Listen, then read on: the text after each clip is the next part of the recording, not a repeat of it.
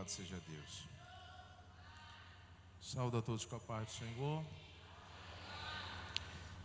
Graças a Deus, irmão, nessa noite, pela oportunidade que o Senhor nos concede de estar na sua presença e de juntos nós adorarmos o nome do Senhor e também aprendermos da sua palavra, que é essencial para que a nossa vida cristã seja aperfeiçoada e que possamos chegar à estatura de Cristo Jesus.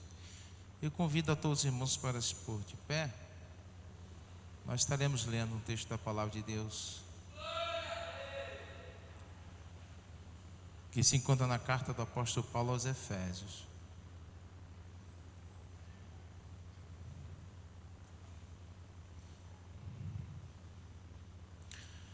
Efésios capítulo de número 3,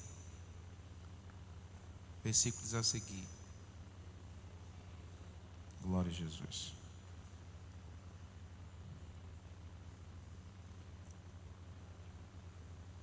Todos encontraram?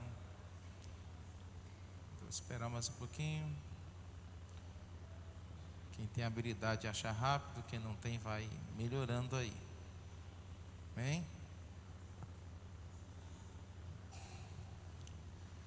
Diz assim: por esta causa eu, Paulo, sou prisioneiro de Jesus Cristo por vós, os gentios. Se é que tendes ouvido a dispensação da graça de Deus, que para convosco me foi dada. Como me foi este ministério manifestado pela revelação, como acima em pouco vos escrevi. Pelo que quando ledes, podeis perceber a minha compreensão do mistério de Cristo, o qual noutros séculos não foi manifestado aos filhos dos homens, como agora tem sido revelado pelo Espírito aos seus santos apóstolos e profetas, a saber que os gentios são cordeiros e de um mesmo corpo, participantes da promessa de Cristo pelo Evangelho, do qual fui feito ministro pelo dom da graça de Deus, que me foi dado segundo a operação do seu poder.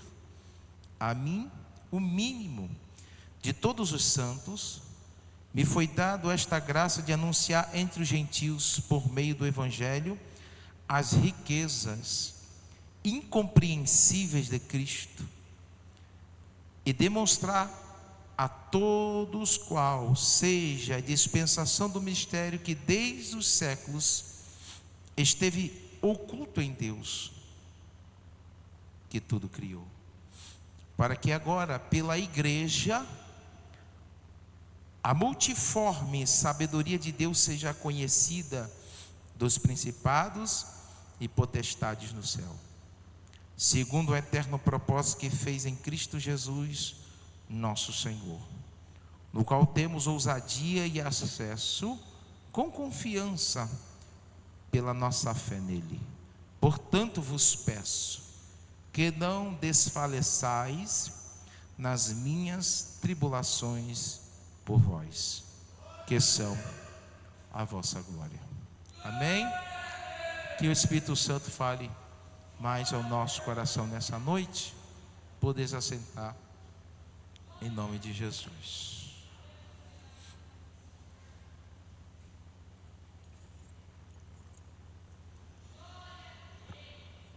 É muito interessante quando nós lemos as cartas do apóstolo Paulo. O apóstolo Paulo é conhecido como o maior teólogo porque boa parte do Novo Testamento foi escrito por ele, pela revelação do próprio Espírito Santo de Deus à sua vida, demonstrando para o mundo o amor de Cristo através do seu Evangelho. E quando eu leio esse texto aqui, o apóstolo Paulo, expressa um sentimento pelos irmãos da cidade de Éfeso, que até um tempo atrás não tinha nenhum acesso à graça, não tinha nenhum acesso ao Evangelho de Cristo Jesus. Como também todos os outros povos não tiveram a oportunidade. E agora estavam tendo o privilégio de conhecer o amor de Deus através da pessoa de Cristo Jesus. Todos nós que lemos a Bíblia sabemos que Jesus veio para os judeus, sendo ele judeu por nascimento, por ser filho de Maria, sendo ele promessa de Deus para o seu povo escolhido, separado em Abraão. Mas a Bíblia fala que os seus o rejeitaram, e Deus abriu a oportunidade para todos quantos quisessem e crescem no Evangelho da salvação, que é na pessoa de Cristo Jesus. É importante nós lembrarmos que nós, como já disse em outros momentos, não tínhamos o direito. Nós éramos, como a Bíblia fala em outro texto, jambuzeiro bravo. Jesus tinha vindo para o seu povo, mas graças a Deus que o mistério da salvação, da graça, foi estendido a nós também. É importante nós pontuarmos isso, quando foi falado aqui que nós devemos valorizar a nossa salvação.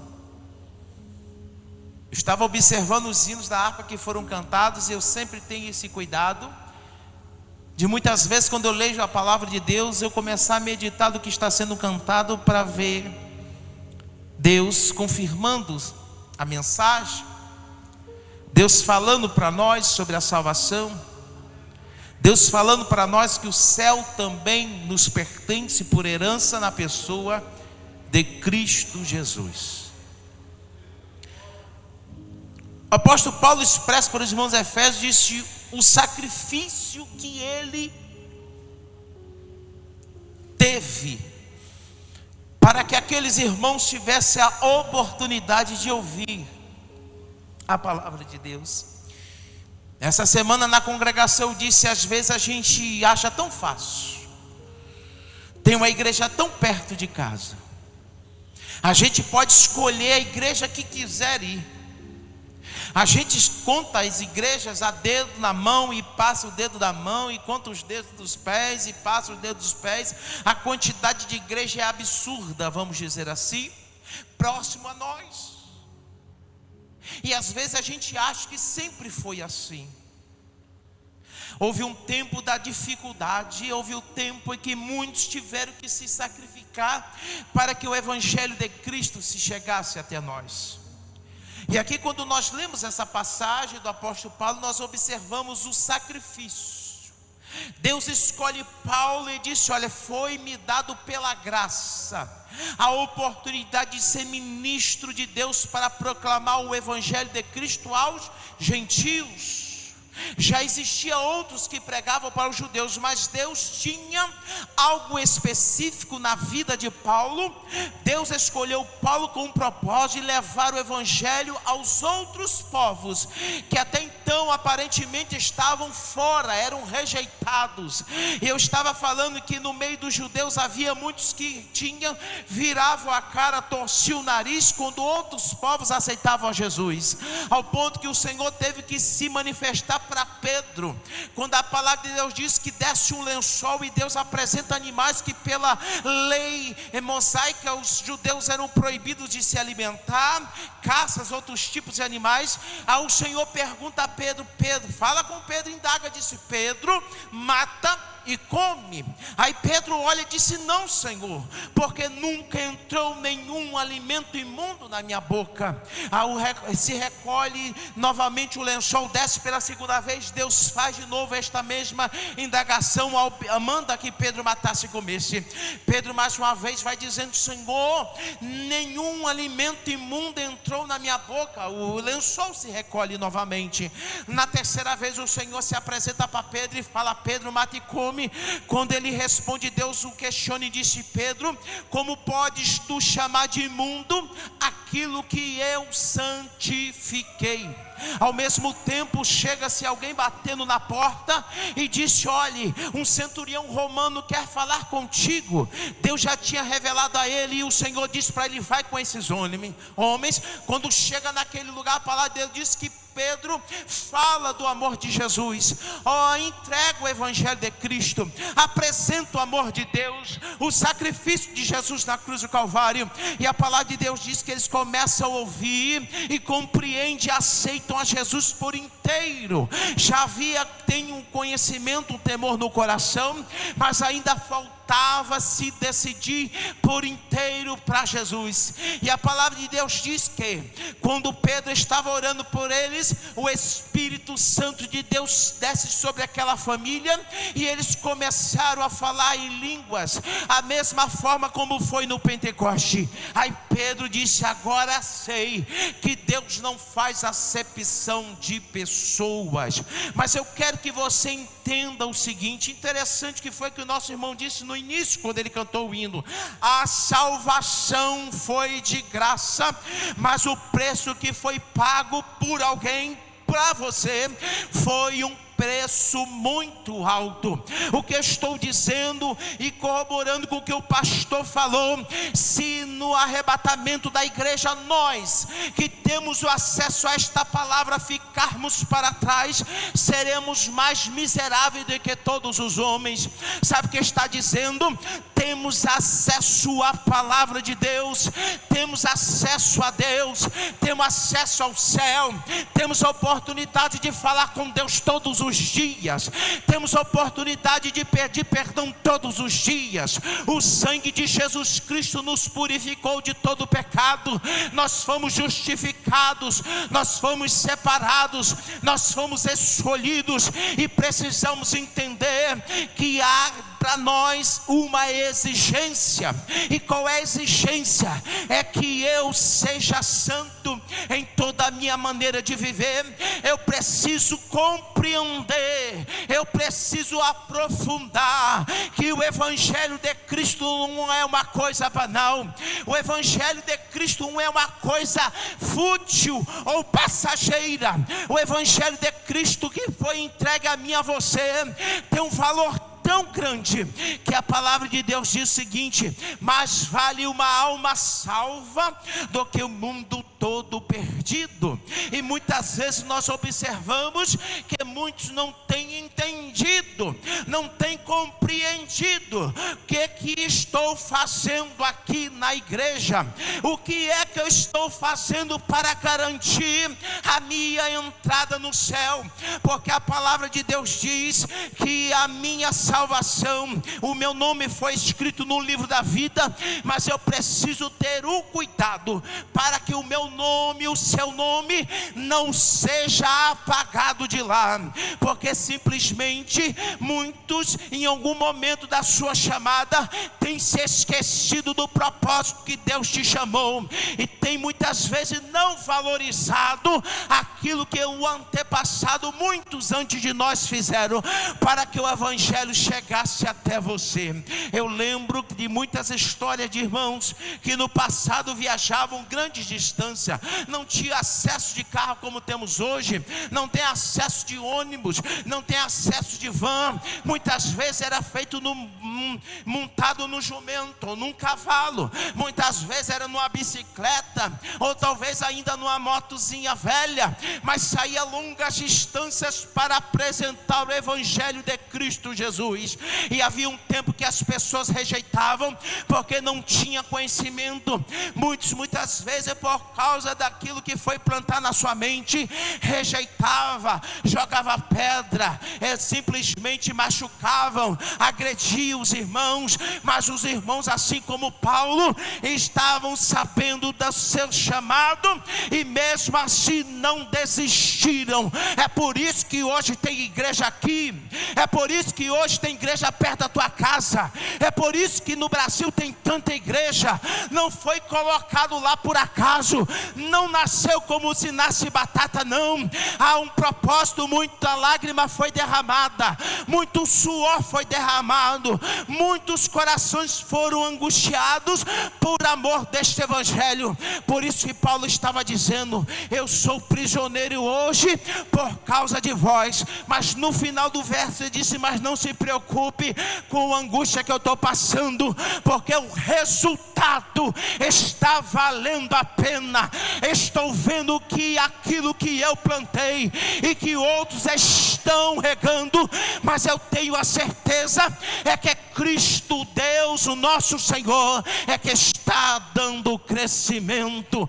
Paulo estava dizendo: foi a mim dada a responsabilidade, mas eu não sou ninguém. Por isso que no texto ele disse: eu sou o menorzinho. Foi a mim, eu fui o último a ser chamado. Eu estava no caminho de Damasco, eu era inimigo do Evangelho, eu odiava os cristãos, eu queria ódio, eu queria matá-los, eu queria prendê-los. Mas um dia Jesus apareceu para mim, um dia Jesus me fez cair do cavalo, um dia Jesus se apareceu para mim e mostrou quem Ele é. E hoje eu sou ministro do Evangelho. E nessa noite eu estou dizendo para mim, para você, nós que estamos vivendo o último momento da igreja, mais de 2000, aproximadamente 2000 anos já tem se passado.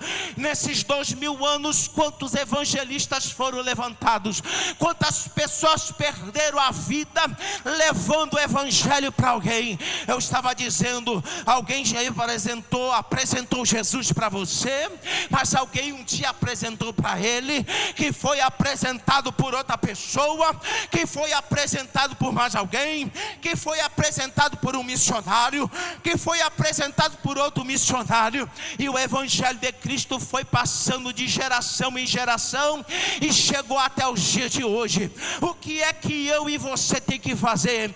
Valorizar cada momento, valorizar cada dia, valorizar cada instante.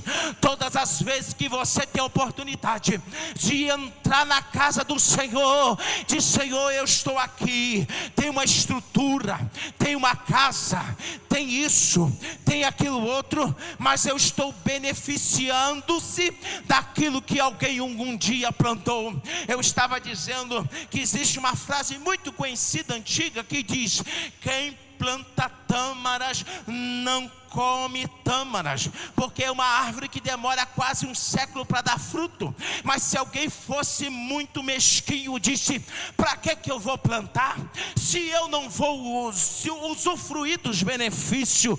Mas não pensa assim, disse: eu vou plantar, talvez eu não vá comer, mas lá na frente alguém vai se alimentar, alguém lá na frente vai ouvir. E muitos plantaram o Evangelho de Cristo. Eu lembro que minha mãe conta a história, ainda está hoje no estado da Paraíba, um parente da família distante, não lembro bem, é da família Regis ou Fernandes, não lembro, é um pastor, disse: chegou um dia lá na casa dos meus pais ou dos meus avós e apresentou Jesus. A família foi uma das primeiras a aceitar Jesus naquele lugar. E hoje toda a minha família, por parte, quase toda, por parte de pai e por parte de mãe, todos servem a Jesus. Porque um dia alguém chegou em algum lugar e apresentou apresentou a Jesus, o ressurreto, apresentou o Filho de Deus, apresentou a luz do mundo, falou: eis aí o Cordeiro de Deus, que tira o pecado do mundo. E aquelas almas ouviram e abriram o coração para Jesus. E hoje a família, netos e bisnetos e trisnetos, servem a Jesus. É que estou dizendo para você, às vezes é a forma mais fácil de vir para a igreja, mas eu preciso entender, eu preciso valorizar quando eu estou dentro deste lugar. Eu preciso valorizar a salvação. Não posso trocar o meu nome escrito no livro da vida por qualquer coisa. Tem pessoas se perdendo, tem pessoas que no final da sua caminhada estão trocando Jesus por prazeres mundanos, estão trocando Jesus pelas facilidades do mundo. Mas que eu e você possa perseverar até o fim. Estou dizendo isso porque, como o pastor diz, a situação vai se agravar, a situação vai se apertar, a figueira vai balançar, e aquele que estiver firme na rocha vai suportar, vai vencer. E a palavra de Deus diz o quê? Aquele que perseverar até o fim será salvo. Estou dizendo para você: fique firme, fique firme. Você e eu somos privilegiados. Eu estava observando essa semana, como o pastor falou, e eu observo tudo que vai falando durante o culto. Eu disse: Jesus vai dando a mensagem, muitas vezes é assim, para que a gente possa compreender. E essa semana, por causa da situação da guerra que está havendo no Oriente Médio, está se levantando ódio contra os judeus. E eu vi essa semana que muitos daqueles que falam isso, aquilo, outro, estavam riscando a cruz de Davi, a estrela de Davi, perdão, a estrela de Davi, que é um símbolo da bandeira daquela nação, marcando as casas, as lojas dos judeus, para que as pessoas viessem de alguma forma agredi-los ou depredar. E uma pessoa tuitou e disse assim: isso aí eu já vi numa história, isso aí está se repetindo novamente. Aí o meu pensamento, eu falei com a minha esposa e disse o seguinte: mas por que tanto ódio? Eu disse: sabe por que tanto ódio? Porque foi um povo escolhido por Deus. Quando o Senhor disse para Abraão: Abraão, sai da tua casa, do meio da tua parentela, e vai para uma terra que eu te mostrarei. Faz uma promessa a Abraão, faz uma promessa a Isaque. Estava Jacó deitado, e ele vê uma visão de uma escada que tocava a terra e o céu, e via anjos descendo e subindo. Quando ele acorda, o Senhor faz a promessa: esta terra que tu estás, darei a tua descendência por herança. Ali estava a mão de Deus, e ele levanta e diz: olhe, Deus está neste lugar, e eu não sabia. Chamou aquele lugar de Betel, fez uma promessa, fez um pacto com Deus, e ali começou a sua jornada. E aí ele estava dizendo: por quê? Por que tanto ódio? Porque Deus escolheu, estão ainda fora, Deus tem um propósito para eles no futuro. E eu disse: da mesma forma, também vão odiar mais ainda aqueles que professam sua fé em Cristo Jesus. Não pense que o cristianismo vai ficar desse jeito, não. Vai começar a se levantar por aí, e para começar a apertar e perseguir. Eu estava em Feira de Santana essa semana com o pastor, num trabalho lá maravilhoso, e o pastor estava pregando algo e trouxe algo muito interessante, quando ele estava falando sobre a igreja de Esmirna, e como ele é formado na língua grega e tem muito conhecimento, ele estava explicando alguns detalhes do texto, quando disse assim: olha, és pobre, mas entre parênteses a Bíblia diz: és rica, tu és rica, tem aparência de pobre. E ele estava explicando: esse pobre aqui não é um pobre de simplesmente não ter muitos recursos. E no texto original ele diz que é referente à extrema pobreza. Aí alguém poderia perguntar: como é que pode uma igreja estar em extrema pobreza? E ele explicou a situação. Ele disse que naquela região ali de Esmirna existia muitos sindicatos. Eu achei interessante. E lá tinha alguma exigência: a pessoa tinha que ser filiada para receber emprego, para receber ajuda do governo. As pessoas tinham que estar filiadas ali. E uma das exigências que tinha era para que se adorasse os deuses romanos. Quem é realmente que serve a Jesus, que tem sua vida transformada, diz: não, a nenhum ídolo eu vou adorar, somente a Deus adoro, somente ao Deus Todo-Poderoso, a Cristo Jesus. E aí disse: então vou ter que tirar o seu emprego, vou ter que tirar a sua ajuda. E aquela igreja começou a passar extrema pobreza, para que não se submetesse ao sistema do governo humano. Eles estavam sendo privados de comer pão, estavam privados de trabalhar. E eu estava analisando, disse: quem é que teria coragem no dia de hoje, muitas vezes, não negar a sua fé em Cristo Jesus, mesmo que oferecesse um prato de comida e disse: nega teu Jesus para que tu possa comer, negue teu Jesus para que eu possa te dar água para beber. Eu sei que muitos no ano passado, principalmente na época da cortina de ferro na União Soviética, muitos na China, muitos em alguns países que são extremamente fechados para o evangelho, muitos cristãos têm que passado privações por amor do evangelho de Cristo. Mas eu e você nesta noite ainda temos a oportunidade de vir à igreja quando podemos, vir à igreja todos os dias. Todos nós tomamos café de manhã, todos nós almoçamos, todos nós talvez tomamos um café antes de ir à igreja, todos nós temos uma cama para deitar, todos nós temos uma cama, temos um quarto, temos uma casa, temos um chuveiro, temos algum nível de mordomia. Não estou dizendo que você é rico, mas você tem o suficiente para viver. Talvez você não ganhe milhões, mas você tem o suficiente para ter o teu pão de cada dia. E muitas vezes nós murmuramos, muitas vezes por qualquer coisa a gente diz: eu não vou mais para a igreja. Por qualquer coisa a gente diz: eu vou deixar o evangelho. Por qualquer coisa a gente diz: eu não vou mais para o culto, eu vou sair dessa igreja e vou para outra. E quando nós não analisamos a situação que muitos já passaram, quando nós não analisamos o que muitos estão passando, nós somos simplesmente ingratos, somos aqueles que reclamam de tudo. Eu sempre tenho falado, nós nunca agradecemos pelo que nós temos, temos a mania de reclamar o que não temos. Mas nós somos ricos. Ricos de quê, pastor? Que foi falado, pobre pode até ser em alguma situação, mas você é rico da graça de Deus. A graça de Deus não tem preço, o amor de Deus não tem preço, a paz que você tem no teu coração não tem preço.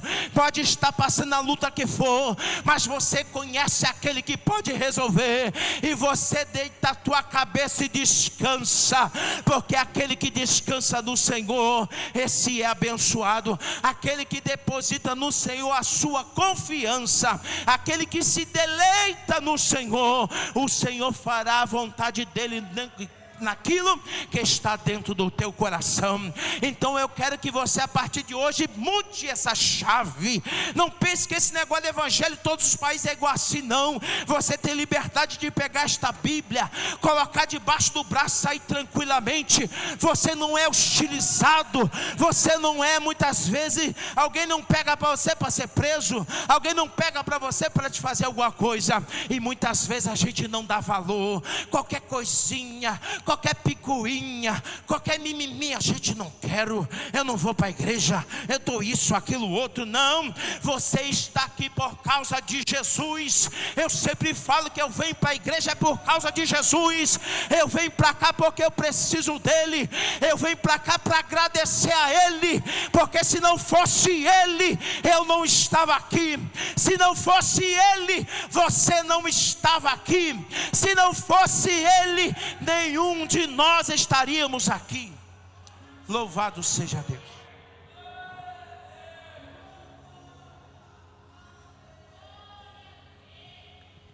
Vivamos o evangelho.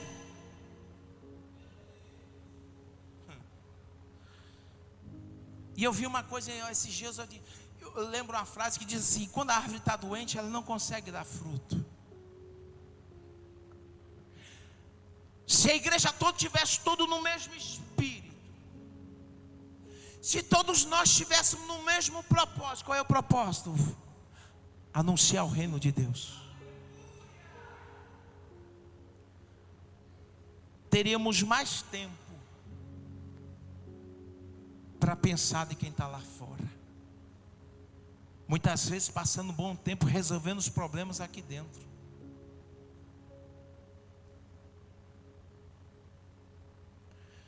E quando o apóstolo Paulo vai falando para os irmãos de Filipenses, da cidade de Filipos.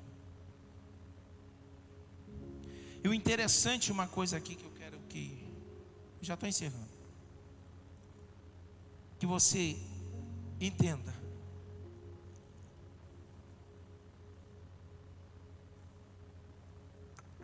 Perdão, Filipe não, Efésio.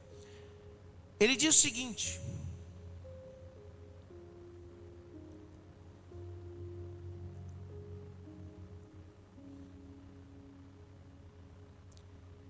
glória a Jesus.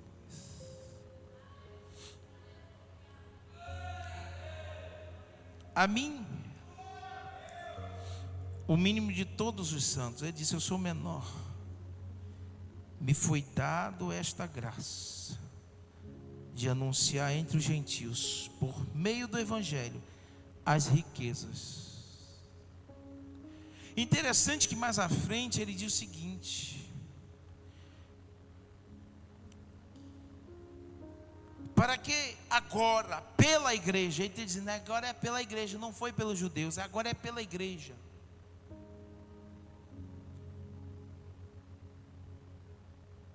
A multiforme sabedoria de Deus seja conhecida. Às vezes a gente vem para a igreja, a gente ouve uma palavra, a gente vê alguém pregando, e às vezes aquele texto a gente já leu tantas vezes, já ouviu tantas vezes, mas todas as vezes que a gente ouve Deus fala de uma forma maravilhosa. Deus revela o seu amor, a sua graça para nós de formas incríveis. Quando menos esperamos, Deus fala. Aí quando eu estava vendo antes, deu oportunidade para apenas fazer o devocional para tirar oferta. Aí Deus entrega uma mensagem para alguém. Só Deus sabe. A gente não sabe. As formas de Deus trabalhar, e eu sei que muitos aqui têm testemunho. Se fosse dar oportunidade para aquelas pessoas que vieram do mundo, aceitaram a Jesus, cada um tem um testemunho de uma forma como foi que Deus fez, como Deus criou uma situação para que você aceitasse a Jesus.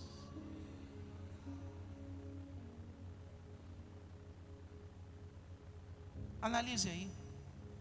Como é que Deus fez? Como é que Deus trabalhou? Como é que Deus criou uma situação para que hoje você estivesse aqui dizendo: eu sirvo a Jesus? As formas que Deus tem de trabalhar. Deus conhece cada um de nós, conhece a nossa estrutura, e Deus sabe como trabalhar e como mexer, para que a gente venha compreender o seu amor.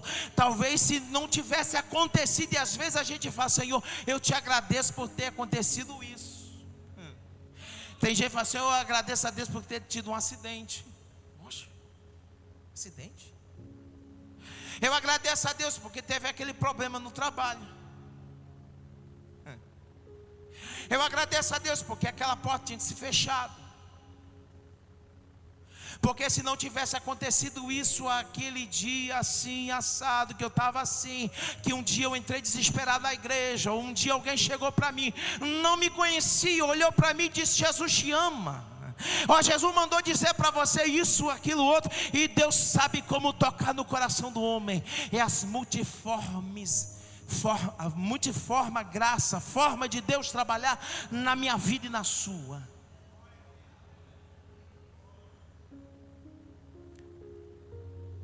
O apóstolo Paulo fala para aqueles irmãos dizendo: olha, eu estou preso, eu estou sofrendo muito, eu já tomei 5 quarentenas. Eu já fui apedrejado. Eu já sofri isso, aquilo outro, fui dado como morto. Sofri vários acidentes no percurso, quase me afoguei no rio, passei necessidade, passei fome, passei frio. Já tentaram me matar um bocado de vezes, mas eu me glorio no Senhor.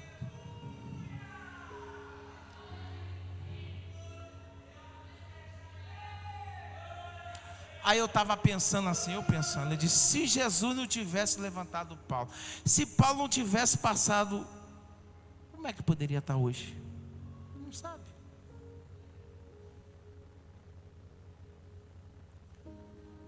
Então eu quero que você entenda que evangelho, ser crente, ser evangélico não é um estilo de vida. Não é um modismo. Não é porque agora está na moda ser crente. Aí tem gente que diz que é, mas você vê pela árvore não tem fruto nenhum. Até diz aí para ganhar muitos seguidores, mas de vida mesmo de cristão não tem nada. Não renunciou nada. E o evangelho de Cristo é renúncia. No céu não entra pecado, não é? Fadiga, tristeza, nem dor. Não há coração. Por quê? Pois todos são cheios de amor. Nas vidas não pode ofuscar. Do reino de gozo celeste que Deus quis para me preparar. Irei eu para a linda cidade, Jesus me dará um lugar, aleluia, com crentes de todas as idades, de todos os tempos. A Deus hei de sempre. Do céu tenho muitas saudades, das glórias que lá hei de ver. Oh, que gozo vou ter quando eu vir meu Senhor, rodeado de grande esplendor. Haja o que houver, não negue a Jesus. Pense no sacrifício de Jesus e no sacrifício de muitos que tiveram para que o evangelho chegasse até nós neste dia. E que o Espírito Santo de Deus fale mais ao teu coração.